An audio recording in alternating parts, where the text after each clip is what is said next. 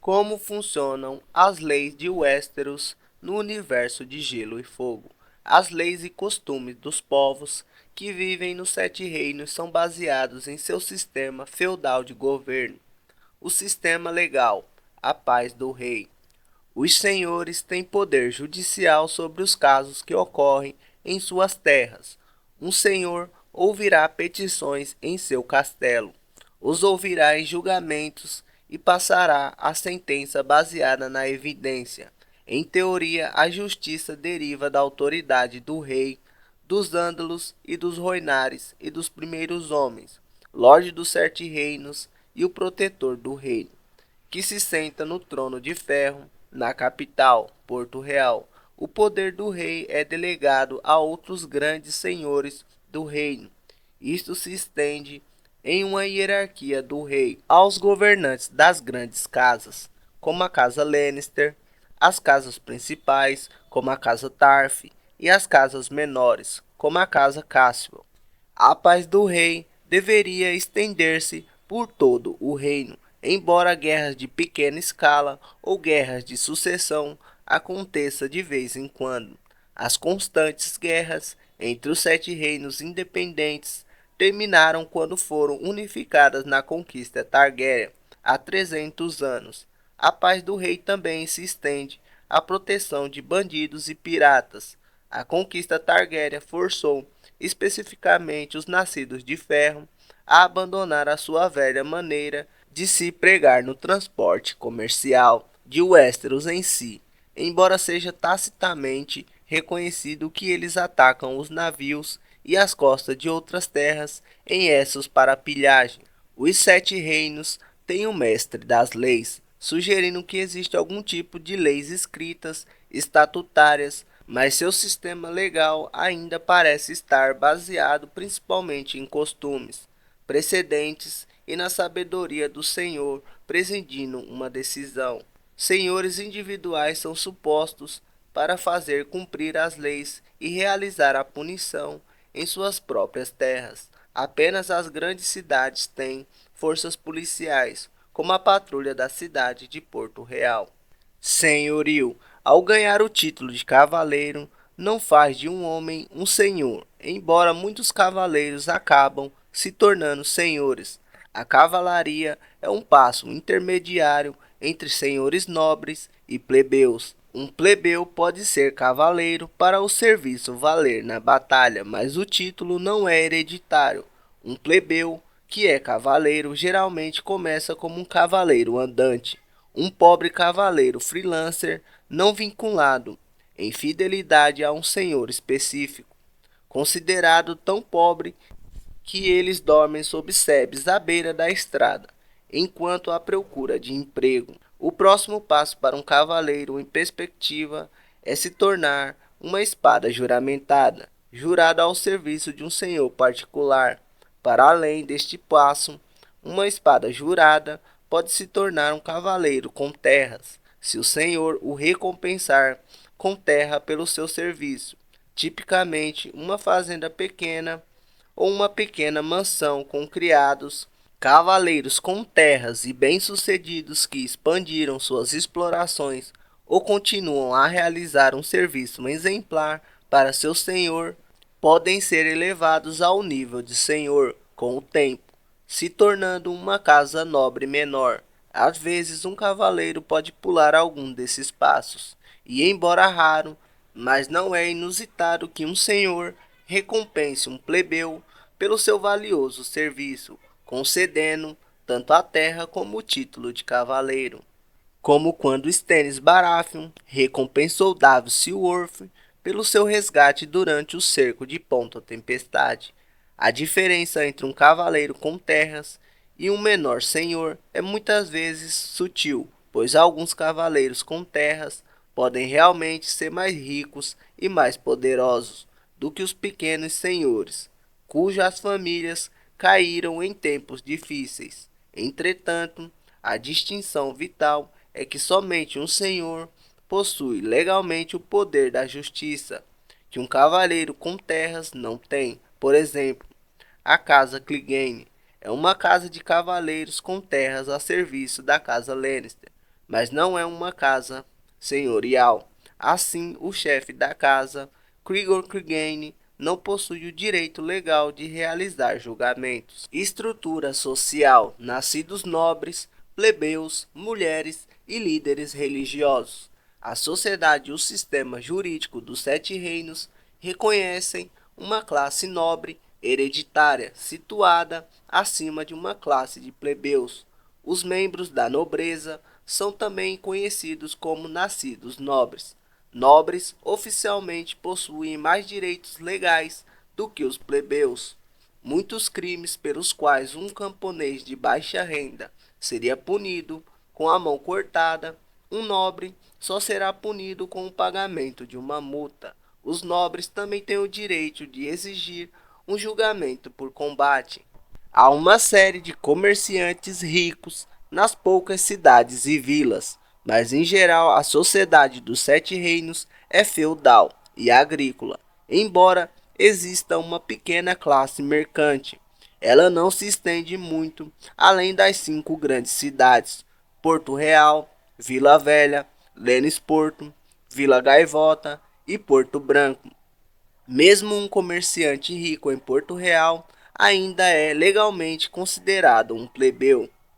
As mulheres, mesmo as mulheres nobres, não têm a mesma posição legal que os homens. A herança só cai sobre uma mulher se não houver nenhum macho em sua família.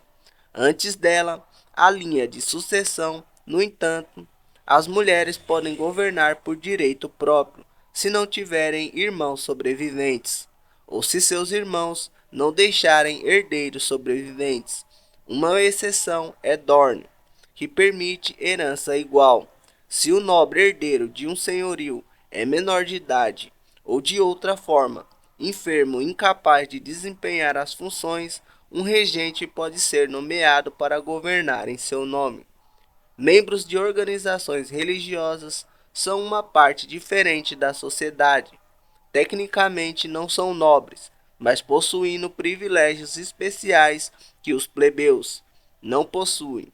Isso naturalmente se aplica principalmente ao clero da fé dos sete, a religião dominante dos Sete Reinos, a religião dos deuses antigos da floresta, que é a religião dominante no norte, não tem nenhum clero organizado em tudo. Nas Ilhas de Ferro, os homens afogados que servem como sacerdotes para sua religião local, dedicada ao deus afogado, também são mantidos em alta estima social. Nos séculos passados, a fé dos sete tem o poder de conduzir seus tribunais eclesiásticos. No entanto, eles perderam o direito de realizar julgamentos após a conquista Targaryen, quando tais poderes foram colocados sob o controle exclusivo do rei sobre o trono de ferro. Filhos bastardos de um nobre que foram reconhecidos por seu pai são autorizados a tomar o sobrenome bastardo especial, que significa seu status. Estes sobrenomes são baseados na região em que uma criança nasceu. Assim, os bastardos do norte usam o sobrenome especial Snow, por exemplo, Jon Snow e Ramsay Snow. Bastardos das terras fluviais usam o nome especial de Rivers, etc. Não são autorizados a herdar as terras de seus pais e não têm lugar na linha de sucessão, a menos que sejam legitimados por ordem especial do rei e permitam tomar o sobrenome de seus pais, o que raramente acontece. Mesmo assim, os reconhecidos filhos bastardos de um nobre ainda são tecnicamente nascidos nobres e gozam dos direitos legais que os plebeus não possuem. Os bastardos não reconhecidos, é claro, não podem confirmar que eles são de fato um filho bastardo de um nobre e, portanto, são legalmente considerados plebeus, assim como Gendry, que é secretamente filho bastardo não reconhecido do rei Robert Baratheon. Não há lei pura que castigue homens ou mulheres nobres por terem filhos bastardos. Em vez disso, é considerado uma desgraça social e religiosa. Essa desgraça por ter filhos bastardos ou ser um bastardo não é tão grande, no entanto, em Dorne. Herança e maioridade. A idade legal de maioria dos sete reinos é considerada 16 anos de idade. Isso pode ter sido alterado para 18 anos na série de TV. Na sociedade, não possui um conceito de adolescência como estágio de vida intermediário entre a infância e a vida adulta. Assim que um menino atinge seu 16º dia de nome, ele de repente se torna um homem crescido e é legalmente considerado um adulto. Legalmente, as meninas também são consideradas adultas aos 16 anos, embora culturalmente muitas vezes elas são vistas como se tornando de repente uma mulher assim que menstrua. Uma menina que teve seu primeiro sangue é vista frequentemente como agora como capaz de ser casada. As práticas de herança seguem geralmente a primogenitura, um sistema em que o vencedor leva tudo, com preferência pelo macho. As leis locais em Dorne são um tanto diferentes do resto do reino, porque não se uniu ao reino com a conquista, mas com a aliança pacífica por casamento, e foi permitido assim reter diversos costumes locais. Em particular, Dorne pratica primogenitura toral, em que o filho mais velho herda independentemente de serem machos ou fêmeas. O casamento. Os costumes de união dos sete reinos variam consideravelmente entre as três religiões principais, e há variações locais no costume entre as diferentes terras dentro das mesmas regiões. O melhor documentado são os costumes matrimoniais da fé dos sete, pois é a região dominante, enquanto a escala do casamento pode variar, pelo menos envolve um casal trocar votos matrimoniais em uma cerimônia realizada por um septão, agindo como um testemunho sagrado. Casamentos em grande escala são normalmente realizados em septos com a família da noiva e do noivo reunidos. Contratos de casamento. Casamentos entre a nobreza dos sete reinos raramente são feitos para o amor, mas como um meio de garantir alianças políticas entre famílias nobres. Casamentos arranjados para obter alianças matrimoniais são muito comuns. Considera-se absurdo que um membro das famílias nobres mais poderosas se casem com um plebeu, jogando fora qualquer chance de pacto matrimonial valioso. Os casamentos da família real são vistos como particularmente valiosos. É considerado impróprio para uma menina se casar antes que ela tenha florescido, mas uma menina jovem com 13 anos é considerada uma mulher depois que ela sangrou pela primeira vez e, portanto, é capaz de se casar e ter filhos. É desdenhado para uma menina se casar se ela não sangrou ainda, mas noivado ainda pode ser estabelecido para as jovens se casarem quando elas forem mais velhas. Consumação. Um casamento só é legalmente considerado vinculativo se tiver sido consumado. Ou seja, se a noiva e o noivo não tiverem relações sexuais pelo menos uma vez, o casamento não foi consumado e ele pode ser anulado. Crimes e punições. Com uma sociedade feudal, os sete reinos não mantêm prisões dedicadas de longa data. Existem masmorras nas principais cidades e castelos, mas não se destinam ao confinamento a longo prazo de uma população carcerária. Valiosos prisioneiros militares ou políticos podem ser confinados por um longo período, ou seja, nas celas negras sobre a Fortaleza Vermelha, mas isso é excepcional. Certas ofensas graves, como estupro, são puníveis com amputação, especificamente castração. Embora em alguns casos contrabando possa ser punido com amputação de uma mão, traição é punível com a morte.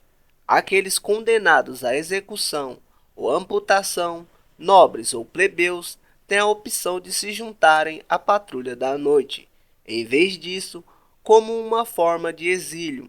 Isso tem levado alguns a desprezar a patrulha atual como uma colônia penal glorificada. Somente os homens podem se juntar à patrulha. Assim que as mulheres não têm esta opção, elas se juntam normalmente à ordem monostática das Irmãs Silenciosas. Uma vez que um homem tenha jurado o juramento para se juntar à patrulha da noite, o juramento é para a vida inteira, e a penalidade para a deserção é a morte. A recusa aberta de uma ordem direta também é considerada traição e quebra de juramento à patrulha, e punível com a morte. No entanto, em certas situações, com a aprovação do monarca governante, é possível que alguém realmente deixe a patrulha. No Sul, os executores profissionais tratam as sentenças de morte, muitas vezes por decapitação ou enforcamento. O executor real é conhecido como a justiça do rei, embora em um sentido mais solto, o termo justiça do rei se refere às leis impostas pela autoridade do rei em todo o reino, ou seja, o carrasco que atua como justiça do rei é a encarnação da lei e da sentença. Já os homens do norte acreditam que o homem deva cumprir a sentença com a sua espada. Obediente às leis de seu pai, Robb Stark pessoalmente decapita Richard Karstark por traição e assassinato. Jon Snow segue as leis transmitidas por seu pai e pessoalmente decapita Janos Slynt por traição. O norte, no entanto, segue as práticas dos primeiros homens, que sustentam que o homem que pronuncia a sentença deva fazer com a sua espada. O raciocínio é que um senhor não é firme o suficiente em suas convicções para olhar um homem que ele condenou nos olhos e em seguida matá-lo pessoalmente. Haverá dúvida de que o condenado foi culpado. Além disso, a luta da vida ou morte pela sobrevivência que os homens do norte tiveram que enfrentar em invernos significa que eles levam o peso do comando muito a sério. Os homens do norte sentem que um senhor não pode olhar um homem condenado no rosto quando ele pessoalmente o executa. Ele é indigno do peso da responsabilidade e consequências de suas próprias ordens. Além disso, a punição não se limita apenas à decapitação com a sua espada. Por exemplo, após a Batalha dos Bastardos, Ramsay Bolton é executado por seus crimes contra a casa Stark, mas Sansa Stark, como filho mais velho de Ned Stark, não o decapita pessoalmente, mas o coloca os próprios cães de Ramsay para devorá-lo vivo. Nas Ilhas de Ferro, condenados prisioneiros muitas vezes são condenados à morte por afogamento. Já a casa Bolton, em séculos passados, praticou esfolação, tanto como punição contra seus criminosos, quanto como um método de tortura contra seus inimigos. Depois que a casa Bolton foi derrotada pela casa Stark há 1000 anos e seus domínios foram absorvidos pelo Reino do Norte, os reis da casa Stark baniram essa prática. Depois da conquista Targaryen, quando os Bolton ainda eram vassalos sobre o governo da casa Stark, a esfolação permaneceu ilegal.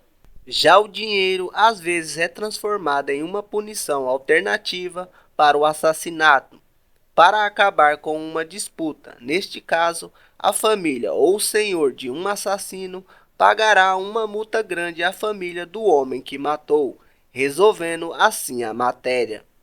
Impostos e multas. As pessoas pagam impostos ao governo central em Porto Real, mas não é suficiente para sustentar o exército real.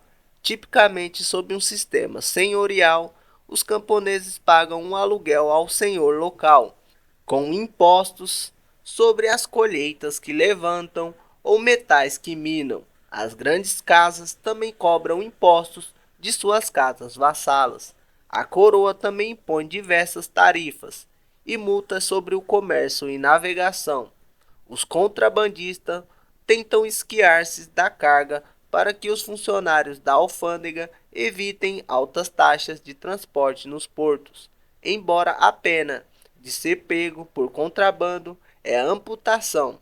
Sir Davos Seaworth foi uma vez um traficante notório, Contudo, foi recompensado por Stannis Baratheon por sua ajuda durante o cerco de Ponta Tempestades. Stannis recompensou Davos com 3 terras e o título de cavaleiro, mas ainda insistiu em puni-lo por seus crimes de contrabando.